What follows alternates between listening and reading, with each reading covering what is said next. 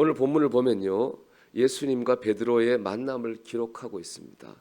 예수님이 게네사렛 호숫가에 계셨고 호숫가에 두 척의 배가 있었습니다. 그때 어부들이 호숫가에서 그물을 싣고 있었습니다. 이제 고기잡이를 마치고 그물을 싣는 거죠.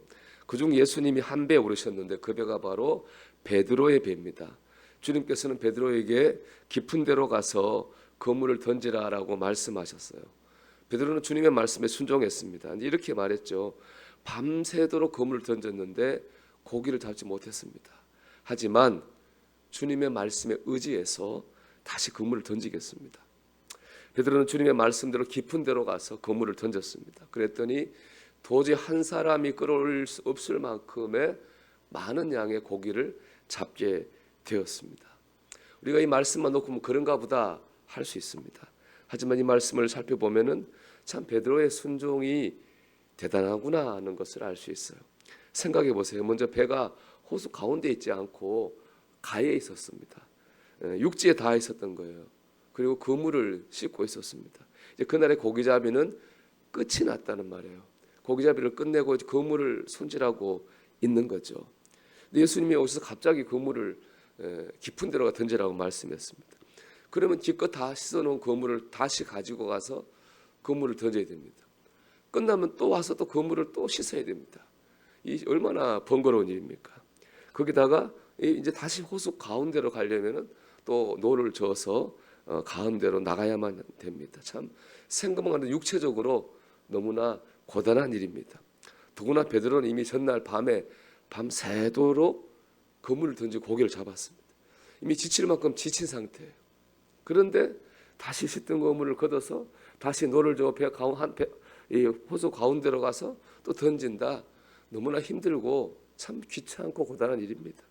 거기다가 분명히 베드로는 밤새도록 그물을 던졌어요. 이건 베드로가 왜 밤에 가서 고기를 잡았겠습니까? 너무 당연한 이유죠. 밤에 고기가 잘 잡히기 때문에 그렇습니다. 베드로는 그 갈릴리 호수를 누구보다 잘하는, 거기서 나고 자란 사람입니다. 언제 고기가 잘 잡히는 잘 압니다. 밤에 잘 잡히는 거예요. 낮에 잘 잡혔다면 낮에 그물을 던졌겠죠. 낮엔 고기가 안 잡히고 밤에 잘 잡힙니다. 그렇기 때문에 밤에 던졌는데 지금은 아침이 됐잖아요. 고기가 안 잡히는 때거든요. 예수님이 와서 바다 한가운데, 호수 한가운데 가서 던지라고 했습니다. 참 순종하기 어렵습니다. 이 보면은 베드로가 순종하지 못할 이유가 많아요. 이미 고기 잡이를 마쳤고 그물을 씻었고 육지에 있었고 몸은 고단하고 낮에는 고기가 없고 순종해야 될 이유는 단 하나도 없어요. 순종해야 될 이유는 딱 하나밖에 없어요. 뭡니까? 예수님이 말씀하셨다는 거예요. 그렇잖아요? 예수님이 말씀하셨다는 거 말고는 순종할 이유가 하나도 없어요. 그런데 베드로는 예수님이 말씀하셨다고 하는 그 하나의 이유를 붙들고 다른 모든 불순종의 이유를 극복해냈습니다. 다른 모든 불순종의 이유를 이겨냈습니다. 순종했습니다. 그랬더니 그의 그물이 가득 차는 축복과 은혜를 경험했습니다. 여러분 아시겠지만 축복받는 일에는요 꼭 시험이 따라요. 제가 말한 지금 모든 게 다 그 시험거리예요. 고기잡이를 마쳤고 육지에 있고 그물을 씻었고 몸은 고단하고 분명히 지금 고기 잡힐 때가 아닌 것이 상식이고 이 모든 게 다 사실은 시험거리예요. 베드로는 이 모든 시험거리를 예수님이 말씀하셨던 그 하나의 이유로 이겨낸 겁니다. 그랬더니 축복과 은혜를 받을 수 있었습니다. 순종하지 말아야 될, 순종하지 못할 모든 이유들을 예수님을 붙들고 이겨낼 때 우리는 축복과 은혜를 경험합니다. 아브라함이 170세를 살았잖아요. 그동안 17가지의 크고 작은 시험을 당했습니다. 제일 마지막 시험은 아들 이삭을 죽여서 제물로 바치라는 참 잔인한 시험이에요. 아브라함 그것까지도 순종하려고 그랬어요. 이삭을 죽이려는 순간 하나님 막죠.